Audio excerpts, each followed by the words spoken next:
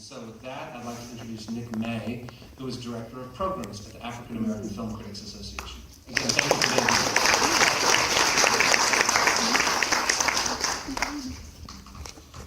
Thank you, John. I'm reading from my phone. On behalf of leadership and the board of directors of AFTA, I want to thank you all for coming today. I know it's hot. I'm not going to keep you too long. I just have a few opening remarks. This is the 2018 Synergy screening series for AFTA. Let's give a round of applause for that. I want to give a quick few shout outs once again to John, Joyce Cooper, and the incredible team at the main branch of LA Public Libraries for partnering with us to present our series. This is the second screening that we did Coming to America last month, and as he mentioned, we're doing Down in the Delta next month. So let's give them a round of applause for creating the program. I too want to thank Mr. Paul Martin and the team at Sony Pictures Entertainment for their support in making AFTA's 25th anniversary screening of Poetic Justice possible. One more time, a round of applause for 25 years. That we all love and it's dear to all our hearts. So quick thing about AFTA Summer Screening Series. Since the beginning of the film, Black filmmakers have pushed the boundaries of the craft in big and small ways. With that in mind, AFTA launched the Summer Screening Series to focus on film, celebrating the diversity of Black filmmakers, culture, power, and their impact on life, as well as the incredible power of imagination. Consequently, our summer showcase of Black film focuses on anniversary titles that are critical and important to all audiences. So with that said, I just want to thank once again all of you for coming. I'm going to make a quick introduction to Mr. John Singleton, who we have the pleasure of having here today. And do not forget to get your tickets validated after the film, okay? Thank you. Mr. John Singleton, let's make a huge round of applause and welcome Mr. John Singleton to the stage.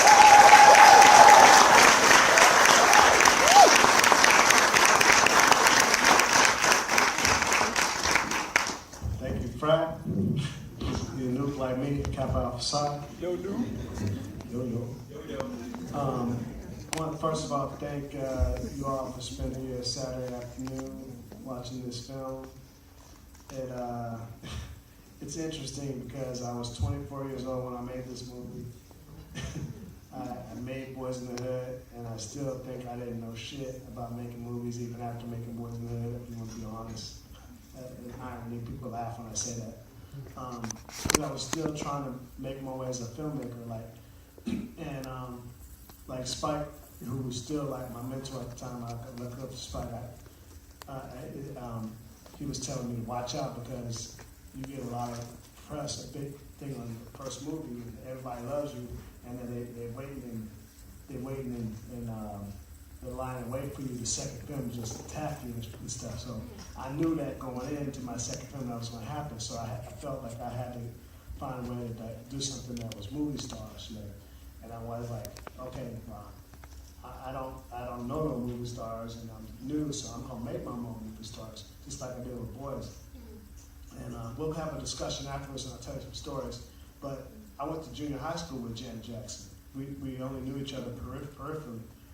When I chose to, I went with my friend, my best friend. He was the model for Doughboy in the first movie, Boys in the Hood. His name was Fatback. He's from 107 Hoop Crip.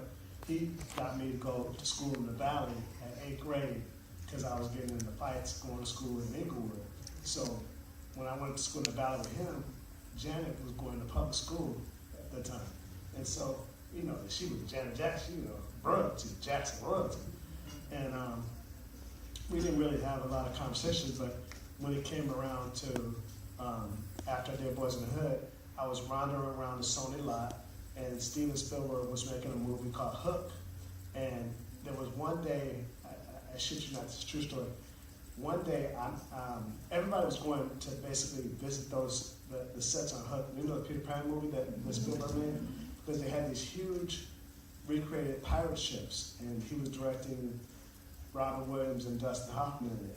And so all these different people from around town were going there. So one day, George Lucas shows up, and I was like, George Lucas, right? And I get to meet Lucas, right?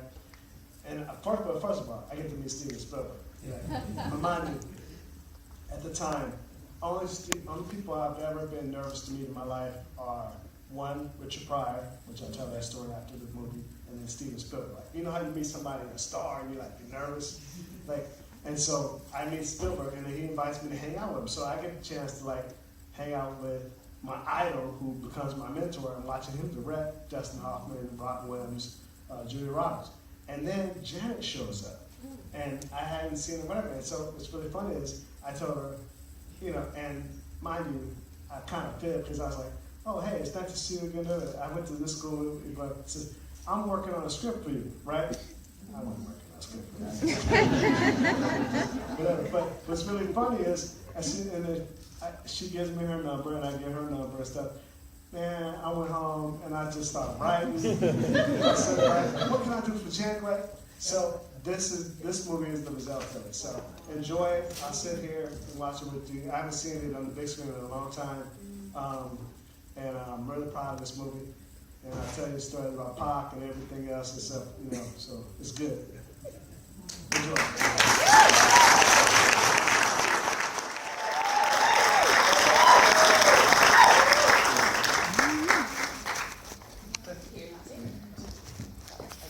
How y'all doing? Great. How many people is the first time y'all seen this movie? Hello? Testing? Okay, it's on. Hello. How many people is the first time y'all seen this on the wide screen, the big screen? Okay, they see me. I just did it. How many people saw this when it came out? Oh, a lot of people saw when it came out. Nice. Cool. Cool. Good. All right. Well, Mr. Singleton, as we said beforehand, my favorite, I don't know about y'all, but my favorite scene in the whole movie is that barbecue scene. Don't y'all love that barbecue scene? What was the impetus for putting that in the film during the course of their road trip? I knew it was going to road trip, and usually road trips just have 2 or maybe 4 people. It was an excuse to have just more. I could get more black people in the movie. I wrote this script, honestly speaking, like 10 days. Like I said before, I was just trying to get something done because Janet said, "Yeah, I want to be in one of your movies." Like, Janet, I have to tell you one of your movies. Like, you like, yeah, So I was like, I gotta get this done, and then I, wrote an outline, and I went up to her house and I just pitched it to her. And she said, "I want to do it." So. That's cool. Now, in addition to Janet Jackson, somebody else that we all know that's another prolific filmmaker, Mr. Spike Lee, is one of your mentors, and I just want you to share the story about how you met Spike Lee. This is a great story, y'all. Yeah, well, I met Spike when I was coming out of high school, going to USC, about to start USC Film School. I was 2 weeks away from starting school, a freshman in college, and he had his first movie, She's Gotta Have It, coming out. And what a lot of people don't know is, when I was in high school, I was making films on Super 8, and I entered my films in this NAACP contest, AXO. You know how they have AXO for the youth for dramatic and for performance and all this stuff, and I entered a film in there, and the person that was our youth advisor, I went to Spelman while Spike was at Morehouse, and she was like, "You remind me of my friend, he went to school with me, his name is Spike, da, da, da." And I was like, okay, and she was trying to hook me up in high school with Spike, because he was working on She's Gotta Have It. And then I had this flyer before the movie came out, way before the movie came out, even before the time we met, early in the spring of the year. This flyer, he was having a screening of the movie here in LA, and he was trying to raise money to finish the film. And I showed it to my mother, and my mother actually found an excuse not to take me, because I was in high school, I had still relying on my mother to drop me out places, even though I couldn't take the bus. I was herbs. So anyway, but my mother was like, "Oh, they got sex in it and all that stuff," and I was like, so she didn't want to go with me. She didn't want to take me to see it, and so I didn't end up going. So when I saw Spike in front of this theater, it was the first night She's Gotta Have It was showing. I was like, hey, you don't get that flyer when y'all was here before you went to Cannes, and you know, I'm excited to see the movie. He said, okay, check out the movie, you know. And I moved to, you know, in Hollywood, you know, name dropping shit, right? I was like, Tracy really went to Spelman, you went to Mars, you know, you know, and he said, okay, enjoy the movie. I saw the movie, I was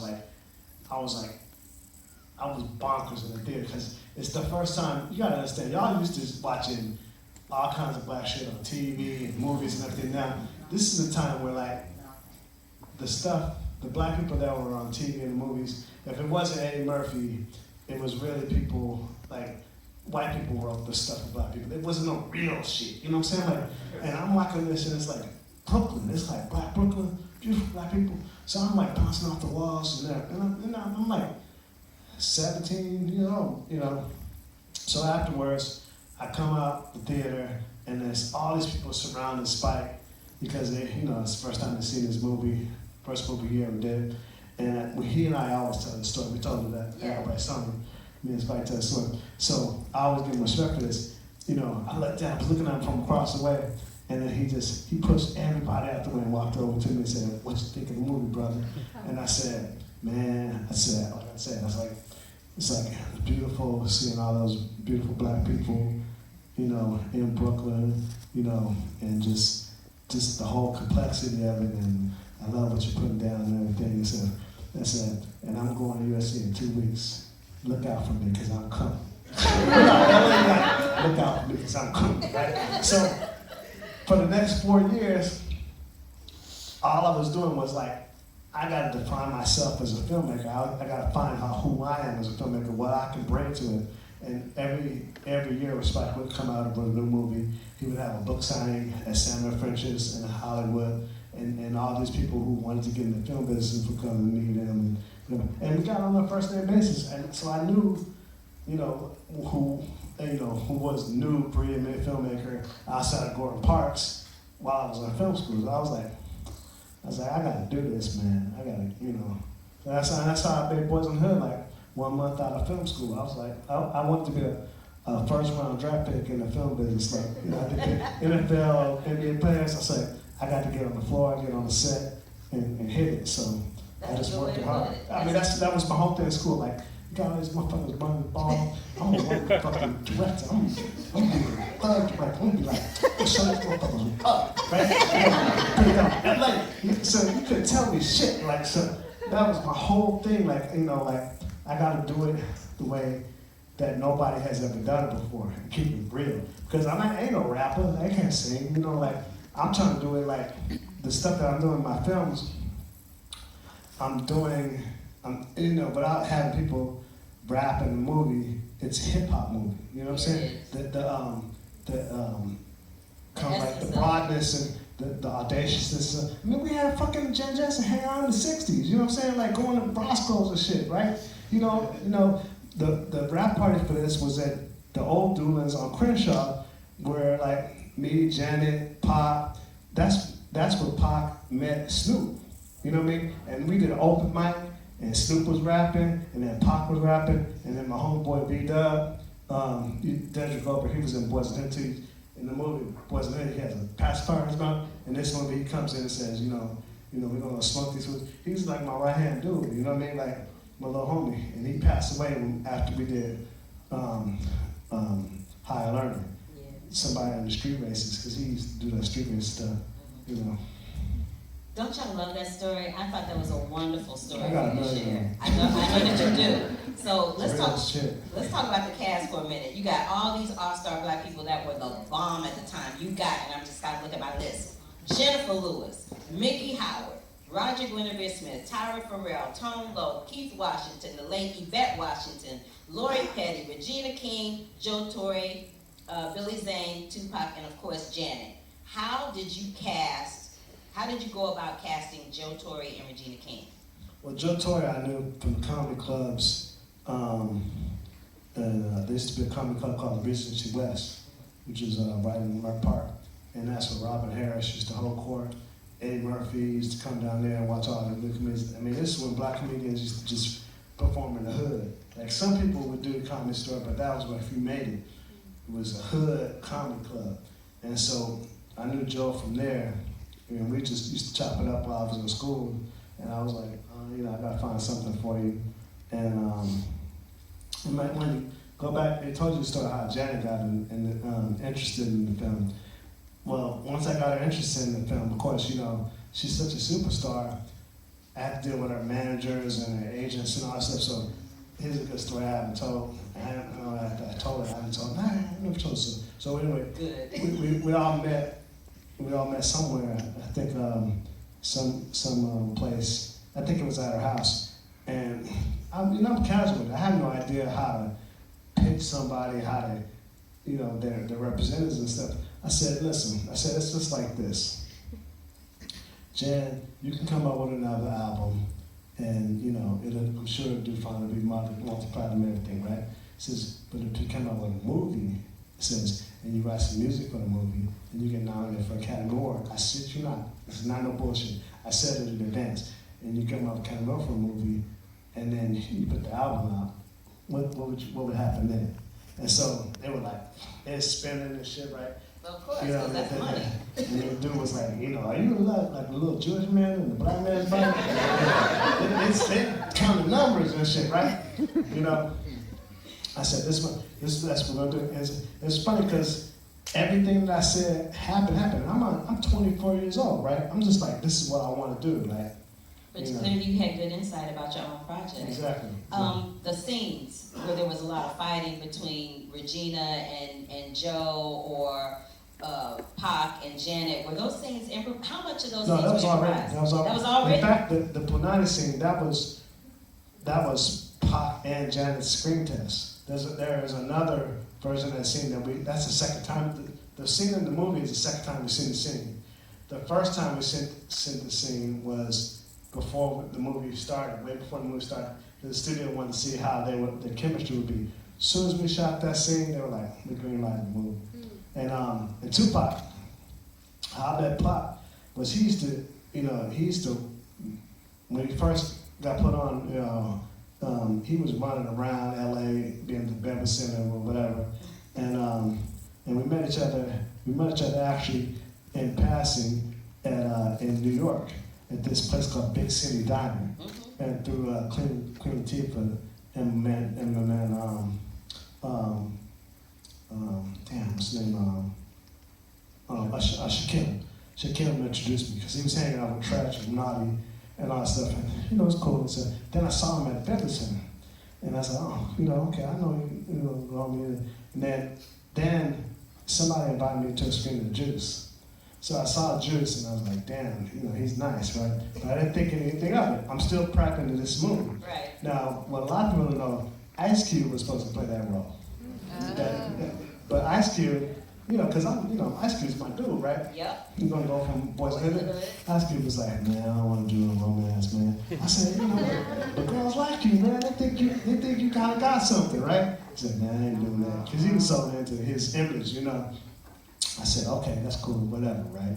And so I said, damn, if I can find somebody that could be, you know, like real with Janet Jackson, because I knew I couldn't put no soft motherfucker named Janet Jackson. Like, you try to like make it the whole thing was like, I want a street romance, because dudes, you know, dudes in the streets fall in love too. You know, I didn't want to just do, you know, I didn't want to do like a traditional romance. Right. And I wanted to have, when you have a whole lot of tension around you in your life, sometimes you really want to just let that tension release. That was the whole thing about getting out of LA and going and making a road trip movie. I knew I couldn't just do it in LA, because it kind of would have been like redoing Boys again. Right. You know, exactly. there was different ways I could have done it. I could have made it just all in LA and whatever, and then I would have been Baby Boy 10 years earlier. Which is a whole lot of stuff. That's a whole lot of story. So I just felt I want to get these characters and these people out of LA and let them run. So anyway, so Cube didn't want to do it, and I saw Juice. Pop was phenomenal in that movie. He was like shining, you know, and he was 19 when he did Juice. Yeah, he was. He was turning 20 when he did this movie. So he's 20, Janet's 27, like, and I like said, you know, called him up, I said, hey man, you know, you want to do a movie? He said, yeah. I said, you want to star next to Janet Jackson in the movie? He said, hell yeah. I know that's right. So we got together, And I said, "You got the screen test?" When I said, "Man, I got this." And so they did the screen test, the whole Punani scene, and some of the stuff that we were coming up with, like we were screen testing and everything. We just rewrote it and everything. And it's cool because Pac was he really took acting seriously. His whole thing. And I'm probably the only crazy fool in the world to tell him, man, fuck all that rapping shit, man. We just act, man, just act. But for me, when he was first rapping, he wasn't all that. You know, like, you alright. You know what I mean? Like, I'm not shitting on him, man, because I'm just my boy. But you just alright, but, you know, the acting, you like, you could be like Robert De Niro, Black Robert De Niro. So, man, he said, no, man, fuck you, you know. Music is my shit. Music is my heart. And he was right, because you look at the stuff he did from Tupac Now all the way to the end, he got better and better and better. But what's the tragedy is his life got more dysfunctional. As his life got more dysfunctional, there was swirling around him and the famous stuff that fueled what he had to bring to hip hop. See what I'm saying? Yeah, this is probably my favorite film that he did in the short time that he was here with us. I mean, we had plans to do a whole lot of shit like him. You were going to put him in Baby Boy, right? Well, before Baby Boy was Higher Learning, but then all the trouble happened. The original cast of Higher Learning was Tupac Shakur, Leonardo DiCaprio, like Gwyneth Paltrow, and that was the original cast? Original cast. And then Leo ended up doing some other movie. Somebody at Sony took him away to do this movie, Quick and Dead at Sony. Tupac, you know, had his legal problems and stuff. And Gwyneth Paltrow's daddy told him not to do the movie. Bruce said, no, you can't do it. So everybody that I was associated with, they were all young, you know, hitters. You know what I'm saying? They were But you were young at the time too, yeah. so y'all all coming up together, it was right? like, yeah, exactly. So during the filming of... And I wanted Sidney Poitier to play the character that Fishburne played. So basically, Tupac would have been acting with Sidney Poitier. Oh, that's and those awesome. two in Cinderella, Sidney Poitier was like, he didn't want to do something that's so controversial. And I was like, Let's flip it back a little bit. We never talked about what happened with Joe Torry and Regina King's screen test and how Regina was cast. Well, Regina was cast because she went to USC with me, you know, and then she was in Boys in the Hood for a second. And, you know, so she's from LA, she went to Westchester. And so I'm like, you know, I gotta find something for Regina. But what's really funny is Janet was cast before Regina, and at the office, when we were waiting for, we were basically seeing people, we weren't seeing nobody else for her role, but all these people were coming to the office, Jada Pinkett, what's her name, she was in Little Carrick's, all these people were coming up to office because everybody wanted to start a movie next to Janet Jackson. Mm-hmm. But and basically Regina, I had to have Regina because that's your girl. That's my homegirl. You know? So during the filming of Poetic Justice, it was happening during the LA riots. How did you navigate filming the film with all of that? We never stopped. We were the only production to never stop shooting during the riots. When the riots happened, we were actually shooting at up in Simi Valley, ironically. And you seen that the documentaries of LA burning and all that stuff? Well, what's really funny is while the riots hadn't broken out yet, it's like the verdict came down. I'm driving with my assistant Shorty, Big Shorty, out to the Simi Valley while we hear that the verdict's about to come out. So I was like, man, fuck this movie, man. We gonna go see what the fuck. Let's go to the courthouse. So we go to the courthouse while they're prepping, because it's a night shoot and it's afternoon. We go to the courthouse, man, and like the police is coming out the courthouse, and I'm like, I'm there with everybody, like, oh, fuck you, and all this shit. And here's a story nobody has heard. You know, it's really crazy because the media was out there, and I'm not thinking of myself as I'm still 24 years old. Like, you know, I'm riding. I'm like, you know, I'm not thinking of myself as a public figure now. I'm still thinking I'm 24. I can do whatever the hell I want, right? But people are looking at me in different ways. So when you know, I'm basically following the police, cursing at them, all this shit, and then the media is right there, and stuff. And then I was like, okay, we gotta go talk to these folks. And then these three maybe big old white dudes with sunglasses and coats come up to me and shorty like, telling me, what, pointing their finger, watch what you say, watch what you say. And I'm just like, man, get the fuck out of my face. You don't tell me what the fuck's supposed to say. You don't never tell me what the fuck's supposed to say. And I had no idea. But these guys were feds. Oh, These dudes were straight feds. And I had no idea because I'm just passionate about what's going on. I know what's going to happen in LA. And so I didn't couch, but I didn't count on what I said. Camera comes up, I say, this is like a bomb that's going on right now. And I want everybody to remember what is about to happen, why it happened.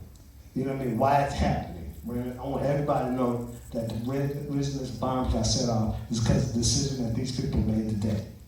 You know what I mean? yeah, I do. So, I'm not gonna hog you anymore to myself. I'm gonna let some people out in the audience ask a question. Does anyone have a question for John Singleton? Somebody gotta have a question. Here you go, baby. Yeah, I got a question. Mm-hmm. There was a segment where I don't know the name of the group, but you had niggas are scared of revolution. yeah, Last Poets. Last Poets, yeah. So what made you, put that segment in there? Because I like the Last Poets. So the question was, what made John put the group Last Poets in the film? I used the Last Poets in this, and that's the original group, the Last Poets.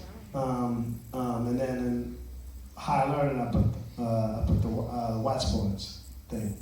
What is a man? So I was like, I'm throwing everything. I'm 23 years old. I'm throwing everything into. I have no idea how long I'm gonna make a movie, so I'm trying to throw everything I can in every movie. Right?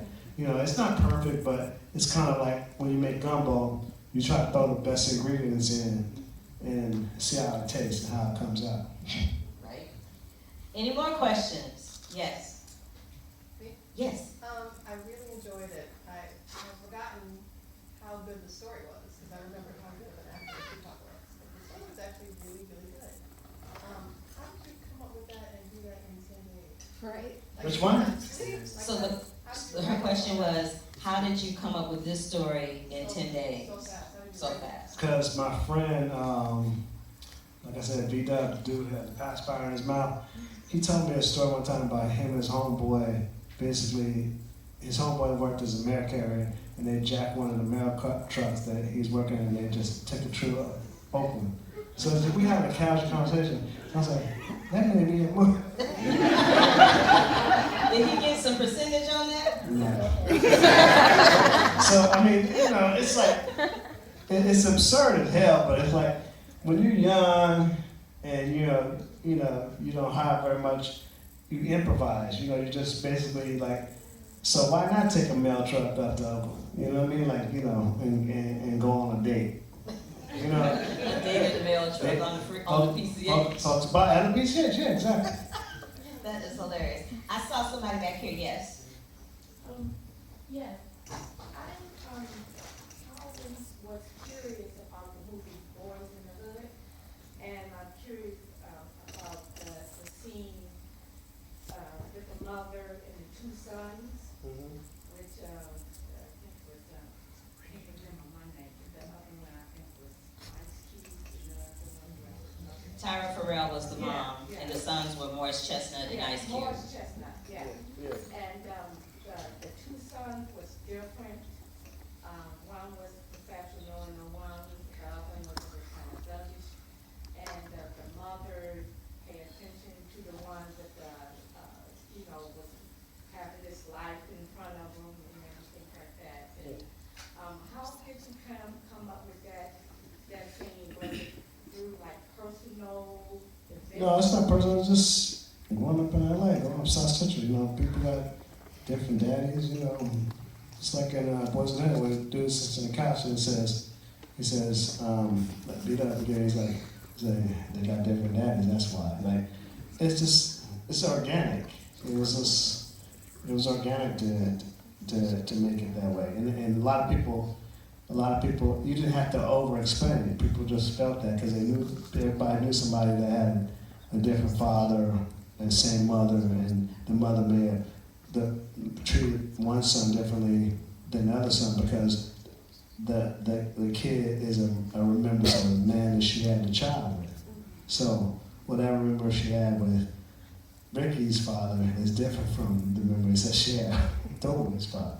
You see what I'm saying? So it's like, I'm not over intellectualizing. This is some real shit that some people really go through. So I love stuff like that. It's like,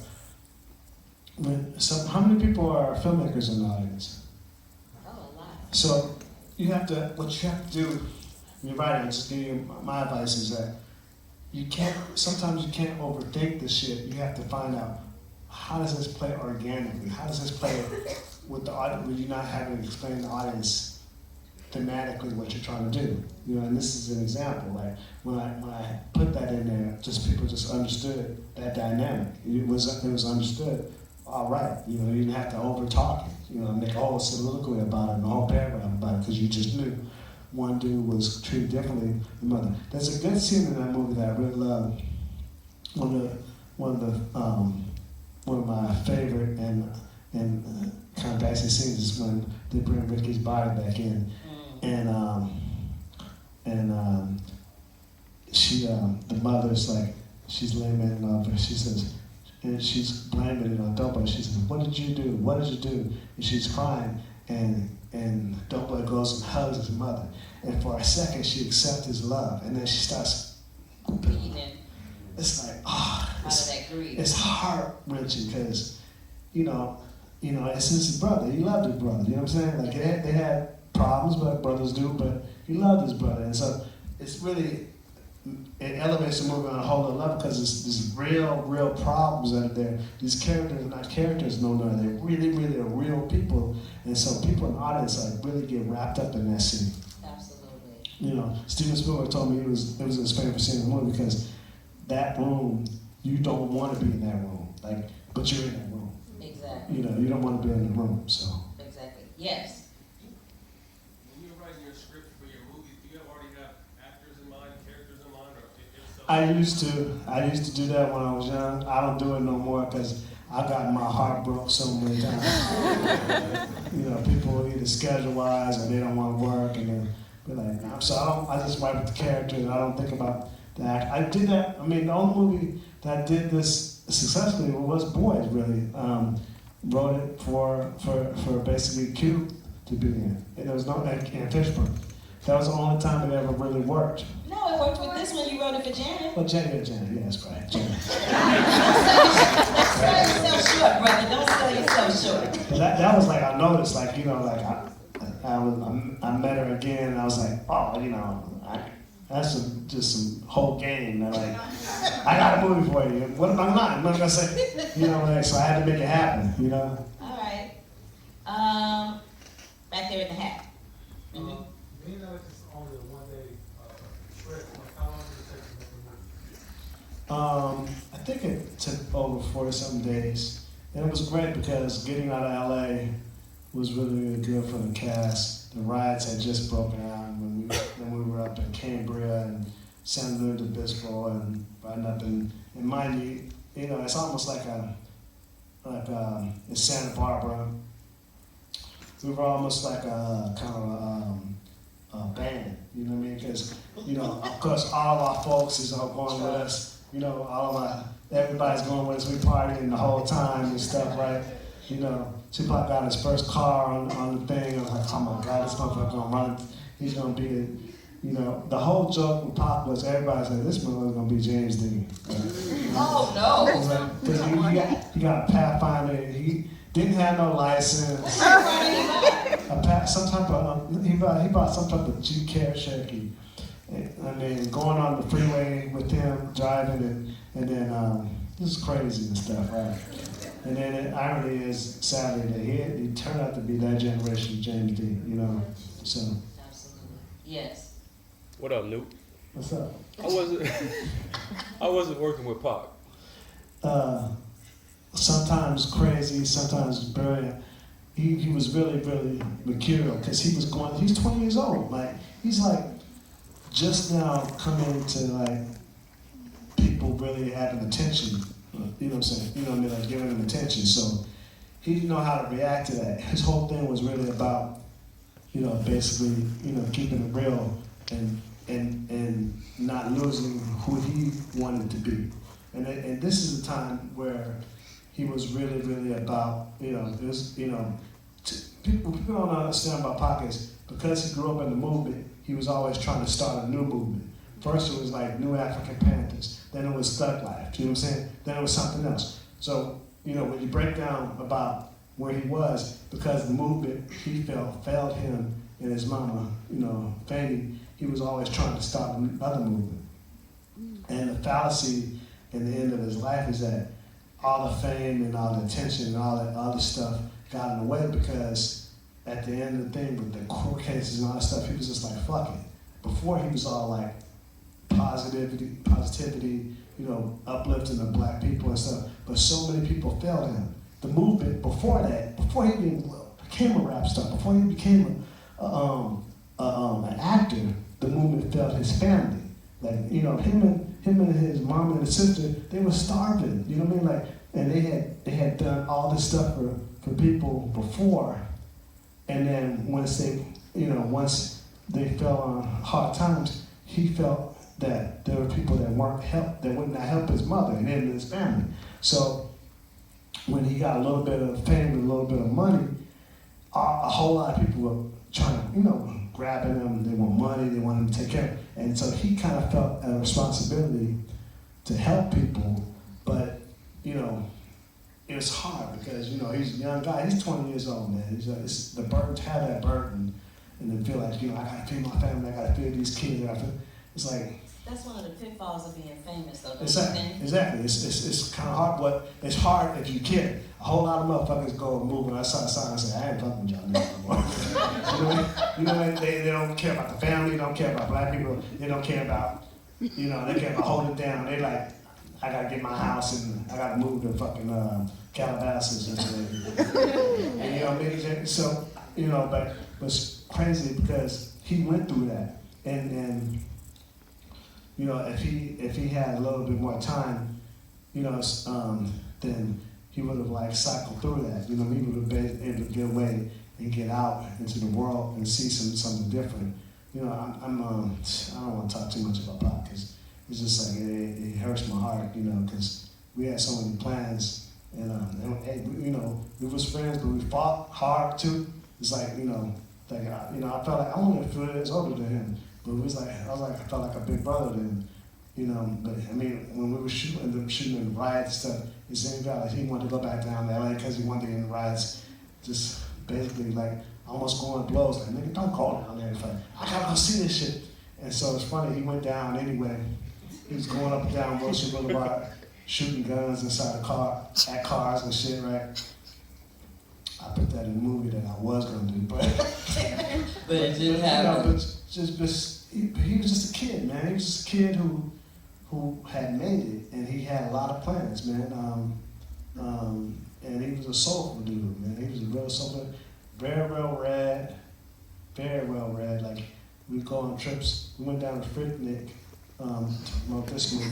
Tupac and Freaknik. Y'all ain't knowing, man. Woo! Woo! I put that in the movie too. Left Eye, him and Left Eye going at it. You know, like that's all that Freaknik while Poetic Justice was going on. I you know what Freaknik is. Yeah. Imagine me and Tupac and some of our associate friends going down Peachtree. Thousands of black people. And mind you, he had been playing on the flight and then down, you know, come from the airport into Atlanta. He playing Biggie's part in Bullshit. This is my boy. And then when we get up and we start partying and shit, you know, people are like, Tupac. And he's like, playing my shit to the girl shit. So that's the first time they ever played, because the second album had just come out, Keep Your Head Up, and Round and Round. So they're playing it. Thousands of people are dancing on Peachtree in Atlanta, and girls, strippers from Magic City are like dancing on the cars. Ooh, they turned up all day long. We turned it up, man. It was like it was a time, man. All right for the strippers in ATL. Y'all think y'all doing it, but you ain't doing it like we do. You do it like. We got time for one more question. I think you've been holding up your hand for a long time, yeah? Yeah. Okay. I'm not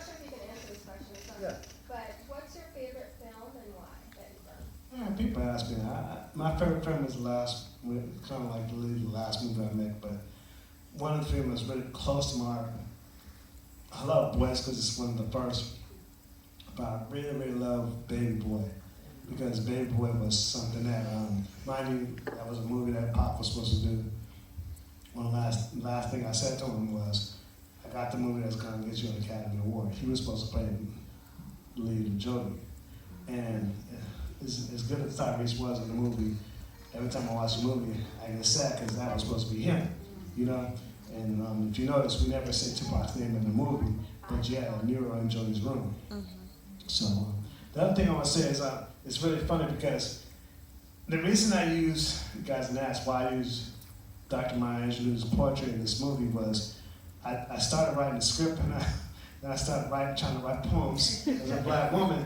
I said, Nah, bro. You should know better than that. Then I started talking to them because you used to have poetry slams around, right? Right. And I said, nah. And then I started using her poetry, Dr. Maya Angelou's poetry, as slug lines and stuff. And I said, okay, this will work. So I had to go to her for permission to get it. And so she gave me permission, and I said, well, I'd like to have it in the movie. So she did the movie. All that dialogue that she does, I mean, how am I gonna write dialogue for Maya? You know, like, she improv'd it and stuff, right? And then later on, when the movie was completed, I had to go out to Winston-Salem where she was teaching to show her the movie, right? Showed her the movie. What'd she say? She liked the movie. She didn't? But she was very, very gracious about it. It's just that it was so much cursing, you know. Yeah, she didn't like that F-bomb dropping, did she? Oh, the F-bomb and that's you know, because you know, when you're young, you just try to keep it strict and gun, you know, like, look, she it's past her, right? So, and she's like, it's like my grandmother, right? You know, like, so, and I would hang out with her. She cooked for me, and she used to make really great apple cider and stuff. And I learned that with her, basically, I had to just sit and listen.